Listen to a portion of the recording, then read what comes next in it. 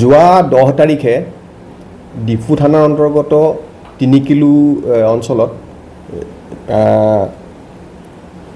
হুকুৰি টিছপি নামৰ এগৰাকী যুৱতীক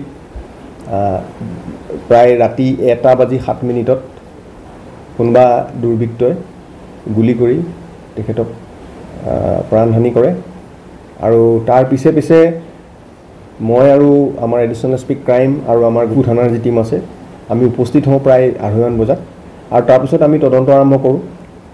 আমি আমাৰ টেকনিকেল ছাপোৰ্ট আৰু আমাৰ তদন্তৰ কালত আমি প্ৰথমতে দুজন যুৱকক আমি কৰায়ত্ব কৰোঁ। তেওঁলোক হ'ল মুকৰাং তেৰাং আৰু ৰাংচিনাথ ৰংপি।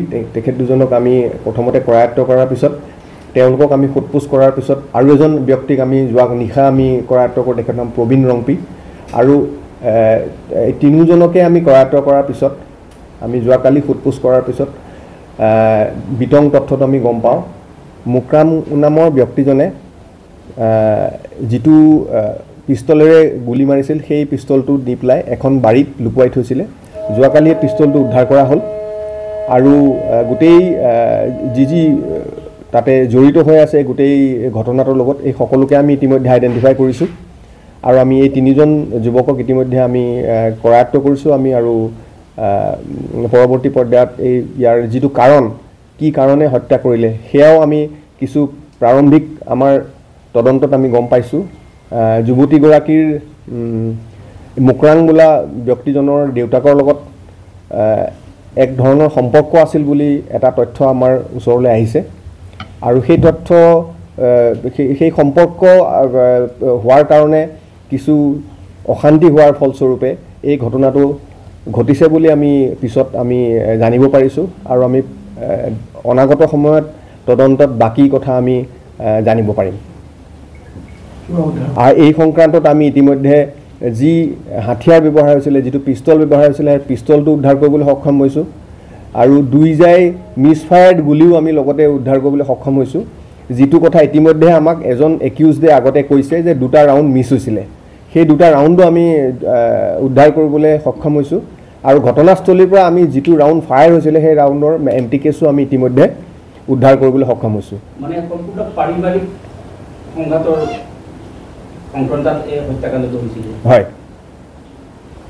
কি আৰু মানে এটা বৃহৎ গ্যাং জড়িত হৈ আছে। আমি এতিয়ালৈকে কেইবাজনো মানুহৰ নামো পাইছোঁ এই গোটেই কনস্পিৰেচিটোত। আমি সকলো তথ্য এতিয়া জনাব বিচৰা নাইকিয়া কাৰণ কিছু লোক ধৰিবলৈ বাকী আছে আৰু হয়তো নতুন কিবা এংগলো আহিব পাৰে। গতিকে আমি 5-6জন মানুহক ইতিমধ্যে আইডেণ্টিফাই কৰিছোঁ আৰু বাকী তদন্তৰ কালত কিবা নতুন থাকিলে আপডেট আপোনালোকক দিম। আমি গম পোৱা মতে হাথিয়াৰটো তেওঁলোকে ডিমাপুৰৰ পৰা আনিছে বুলি গম পাইছোঁ। আছে হয় মুকৰাং জড়িত আছে। মুকৰাঙে ফাইনেন্স কৰিছে বুলি আমি গম পাইছোঁ। মুকৰাঙে পিষ্টলটো কিনিবৰ কাৰণে পইচাৰ যোগানো মুকৰাঙে ধৰিছে বুলি আমি জানিব পাৰিছোঁ। ছুপাৰী কিলাৰ বুলি একজেক্টলি ক'ব নোৱাৰি। তেওঁলোকে একেলগে গোট খাই পেলাই গোটেই এটা কনস্পিৰেচি কৰি পেলাই কৰিছে। এইটো তদন্তৰ পিছত পৰৱৰ্তী পৰ্যায়ত ওলাব আৰু এটা মুকৰাঙে এটা শকত ধনৰ তেওঁলোকক প্ৰলোভন দিয়াটো আমি এতিয়ালৈকে জানিব পাৰিছোঁ। হয় হয় আৰু এতিয়ালৈকে যি খৰচ হৈছে সেই খৰচো সকলোবিলাক মুকৰাঙেই কৰিছে বুলি আমি আমাৰ তদন্তত আমি পাইছোঁ।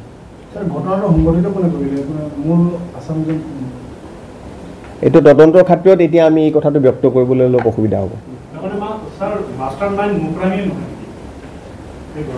এই গোটেই তদন্তটো চলি আছে। এতিয়া আমি কোনে কৰিলে সেইটো আমি ইতিমধ্যে গম পালোঁ আৰু কেনেকৈ কৰিলে আমি ইতিমধ্যে গম পালোঁ আৰু কাৰ প্ৰৰোচনাত কৰিলে এইটো আমি গম পালোঁ আৰু পৰৱৰ্তী পৰ্যায়ত আৰু ফাৰ্ডাৰ ডিটেইলছ আমি ইনভেষ্টিগেশ্যনটো কৰাৰ পিছতহে আমি গম পাম।